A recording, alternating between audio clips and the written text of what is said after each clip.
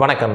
அயோத்தியா ராமர் கோவில் இன்னைக்கு இந்திய அளவுல டாக்கிங் பாயிண்டா இருக்கிற ஒண்ணுதான் அயோத்தியால கட்டப்பட்டிருக்கிற ராமர் கோவில். ஏன்னா இந்த கோயிலுக்கு பின்னாடி 500 ஆண்டுகால வரலாறு இருக்கு, சர்ச்சைகளும் இருக்கு. ஏன்னா இன்னைக்கு அயோத்தியால கட்டப்பட்டிருக்கிற ராமர் கோயில் இருக்கிற அதே இடத்துல தான் ஒரு காலத்துல ஒரு மசூதி இருந்துச்சு. ஆனா அந்த மசூதி கட்டுறதுக்கு முன்னாடியும் அங்க ஒரு ராமர் கோயில் தான் இருந்துச்சு அப்படின்னும் அங்க ராமர் வாழ்ந்தாரு அப்படின்னு சொல்லிட்டு நிறைய பேர் சொல்றாங்க. இந்த வீடியோல நம்ம இந்த கோயிலுக்கு பின்னாடி இருக்கக்கூடிய அந்த 500 ஆண்டுகால வரலாறு என்ன அப்படின்றத தான் பார்க்க போறோம். வாங்க வீடியோக்குள்ள போலாம். இன்னைக்கு உத்தரப்பிரதேசத்துல உள்ள ராம் ஜென்மபூமி அப்படின்ற இடத்துல இருக்கிற அயோத்தியால இந்த ராமர் கோயில் கட்டப்பட்டிருக்கல. இந்த இடத்துல கிட்டத்தட்ட 500 ஆண்டுகளுக்கு முன்னாடி, அதாவது 1528ஆம் ஆண்டு முகல் எம்பையரான பாபரி அப்படின்றவரால ஒரு மசூதி கட்டப்படுது. ஆனா இந்த மசூதியை கட்டுறதுக்கு முன்னாடி அங்க ஒரு ராமர் கோயில் இருந்துச்சு அப்படின்னும் அங்கதான் ராமர் வாழ்ந்தாரு அப்படின்னு சொல்லிட்டு நிறைய பேர் சொல்றாங்க. இதுக்கப்புறம் 1853ஆம் ஆண்டு முதல் முறையா இந்த பாபர் மசூதி இருந்த இடத்துல ராமர் கோயில் தான் இருந்துச்சு அப்படின்னு சொல்லி ஒரு சர்ச்சை வெடிச்சு ஹிந்துஸ்க்கும் முஸ்லிம்ஸ்க்கு இடையில முதல் முறையா ஒரு சண்டை வருது. இதுக்கப்புறம் 1949ஆம் ஆண்டு இந்த பாபர் மசூதிக்குள்ள மர்மமான முறையில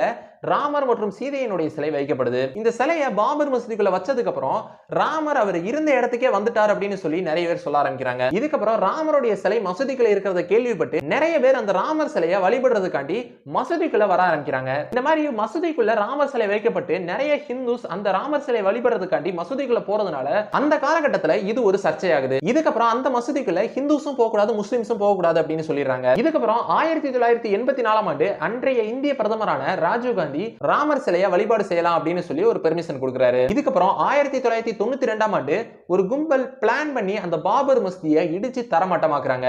இது மிகப்பெரிய சர்ச்சையாகுது. இதுக்கப்புறம் ஹிந்துஸ்க்கும் முஸ்லிம்ஸ்க்கும் இடையில பல மோதல்கள், சண்டைகள், கலவரங்கள்லாம் ஏற்படுது. இதுக்கப்புறம் அந்த இடத்துல ராமர் கோயிலை கட்டணும் அப்படின்னு சொல்லி கோர்ட்ல கேஸ் நடக்குது. இதுக்கப்புறம் 2003ஆம் ஆண்டு ஆர்கியாலஜிக்கல் சர்வே ஆஃப் இந்தியா அந்த பாபர் மசூதியை இடிச்ச அந்த இடத்துல ஆய்வு செய்றாங்க.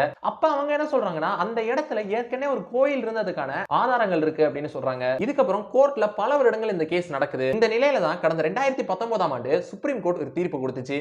என்னன்னா, அயோத்தியால ராமர் கோயில் கட்டிக்கலாம் அப்படின்னும் மசூதியை அதை விட்டு தள்ளி வேற ஒரு இடத்துல கட்டிக்கலாம் அப்படின்ற ஒரு தீர்ப்பை கொடுக்குறாங்க. இதுக்கப்புறம் 2020ஆம் ஆண்டு அந்த கோயிலை கட்டுறதுக்கான பூமி பூஜைகள்லாம் நடத்தி அந்த கோயிலை கட்ட ஆரம்பிக்கிறாங்க. இந்த நிலையில தான் 2024 ஜனவரி 22, அதாவது இன்னைக்கு இந்த கோயிலை திறந்திருக்காங்க. சோ இதோட இந்த வீடியோ முடிஞ்சிருச்சு. இந்த வீடியோ உங்களுக்கு பிடிச்சிருந்துச்சுன்னா லைக் பண்ணுங்க, உங்க ஃப்ரெண்ட்ஸுக்கு ஷேர் பண்ணுங்க. இந்த வீடியோ பத்தின கருத்தை நீங்க கமெண்ட்ல லீவ் பண்ணுங்க.